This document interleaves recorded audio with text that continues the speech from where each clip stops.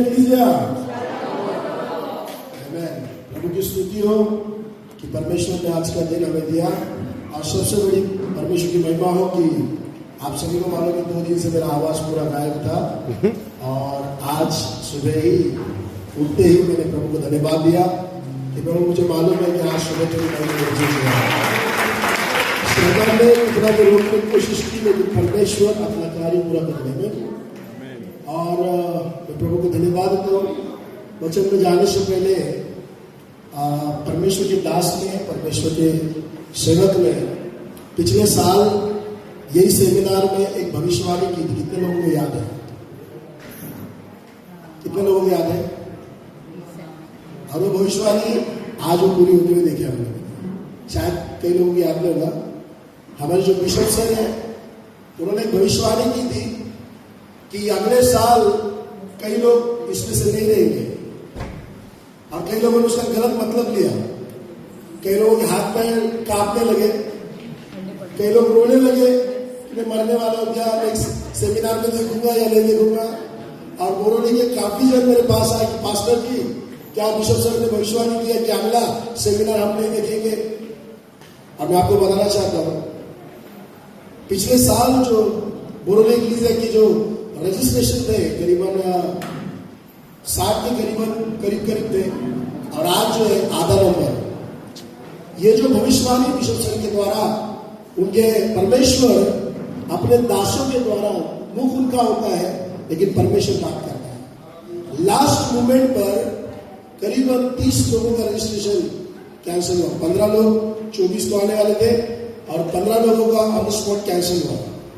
तो जो भी है परमेश्वर अपने दासों के द्वारा बात करते हैं। Hallelujah, hallelujah. पिछले साल हमने भविष्यवाणी सुनी थी बिशप सर के द्वारा कि कई लोग नहीं रहेंगे, लेकिन ये साल और एक भविष्यवाणी किसने सुना मालूम नहीं, लेकिन मैंने सुना और मैंने कैश किया। कितने लोगों ने सुना? अगले साल आप दुगने होंगे। हालेलुया।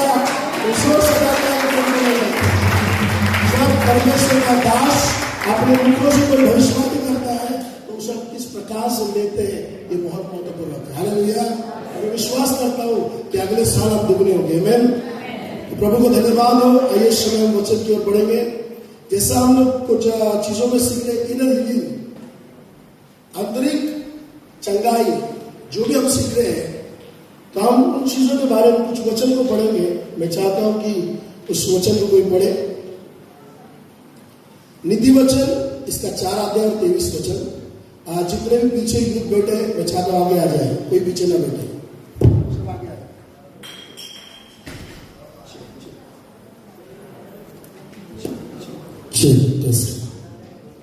सब यूथ पीछे जितने बैठे सब आगे आ जाओ, आगे आगे बैठो।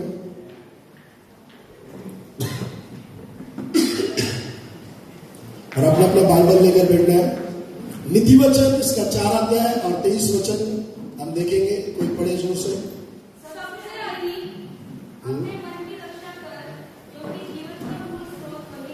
हालेलुया। जीवन का मूल स्रोत कहां से है? हृदय से। इसलिए प्रभु का वचन हमें साफ साफ कहता है कि अपने जीवन में सबसे अधिक अगर किस चीज की रक्षा करना है तो अपने मन की करना है। हालेलुया। आपका अगर ओरिजिनल खजाना कुछ है तो आपका मन है, क्योंकि वहीं पर परमेश्वर राज्य करने वाला है। हालेलुया।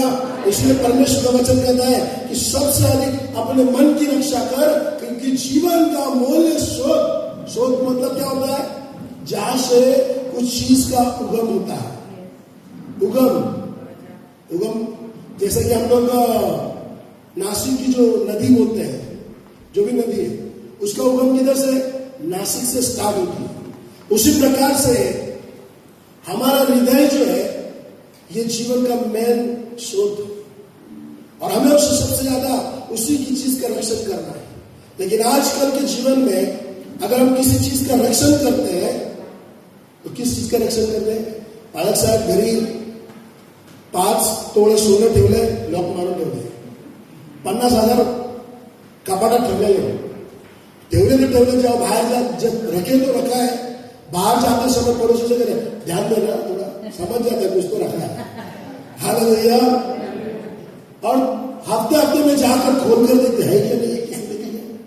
कोई रोज देखता है, कोई रोज अपने अकाउंट में बैलेंस चेक करता है, सबसे अधिक उसकी रक्षा करते हैं।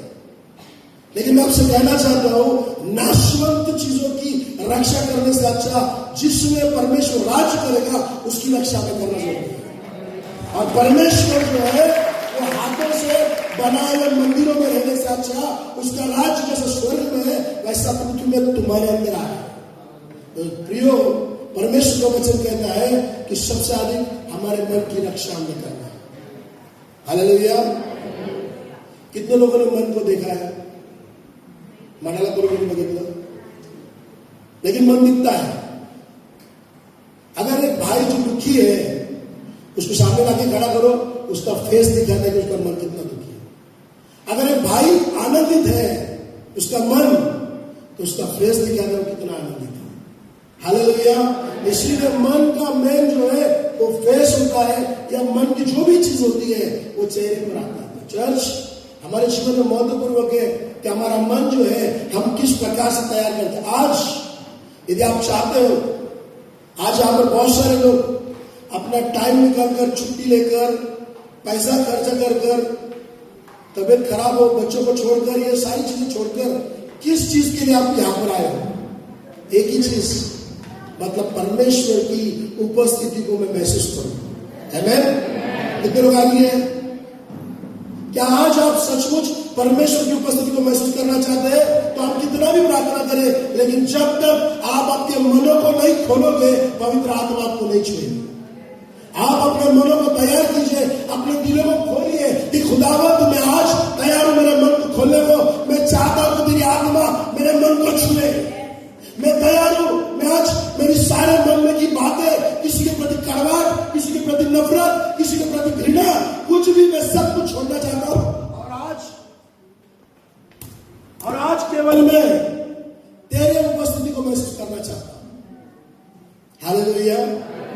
बहुत सारे लोग अपना नुकसान कर देते इधर आने के बाद, जो परमेश्वर की उपस्थिति है उसको नहीं लेते हुए चले जाते हैं। किस कारण से? मन में किसी के प्रति कुछ है, मन के प्रति कुछ ना कुछ तो है।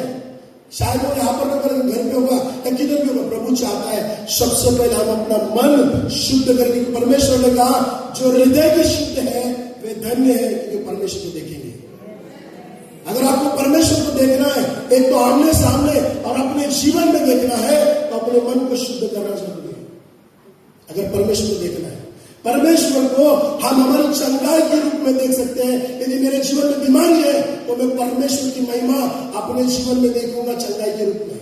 यदि फाइनेंस के रूप में देखना है तो मेरे हृदय के द्वारा मैं फाइनेंस में ब्लेस होगा हर क्षेत्र में। हालेलुया।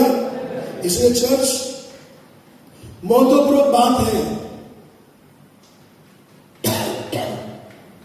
कि हम किस प्रकार से हमारे मन की रक्षा करते हैं। हालेलुया। जो हृदय की शुद्ध है वे धन्य है क्योंकि परमेश्वर को देखेंगे। अपने जीवन में हम परमेश्वर को देख नहीं पाते क्योंकि हमारे हृदय में ऑलरेडी बहुत कुछ भरा पड़ा होता है। कल जो है ये हॉल काफी गंदा हो गया। हालेलुया। और सुबह बिशप, कल रात में बिशप सर ने बोला कि हॉल क्लीन करने के लिए बोलो। क्यों? क्योंकि ऐसी गंदी जगह पर हम नहीं बैठ सकते, हमें साफ सुथरा चाहिए। तो जो राजाओं का राजा, प्रभु का प्रभु है, वो हमारे मन में जो अगर गंदगी है तो वो कैसा आकर बैठेगा। सबसे पहला हमें हमारे मन की रक्षा करना है, हमारे मन को तैयार करना है। यीशु ने कहा, देख मैं द्वार पर खड़ा हूं और क्या कर रहा हूं? खटखटा। वो आज यहां पर आप जितने भी लोग हैं, आप जब खड़े हो जाओगे, अपने हृदय खोलोगे, तो ये ना कहे कि प्रभु मेरा अंदर आ, वो ऑलरेडी खड़ा है, खटखटा रहा है, लेकिन आप कब खोलोगे इसकी राह को देख रहा है।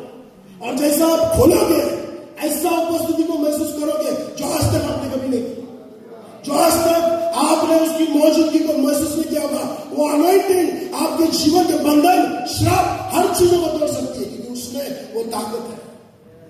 लेकिन सबसे मेन शोध कहां पर है? हृदय।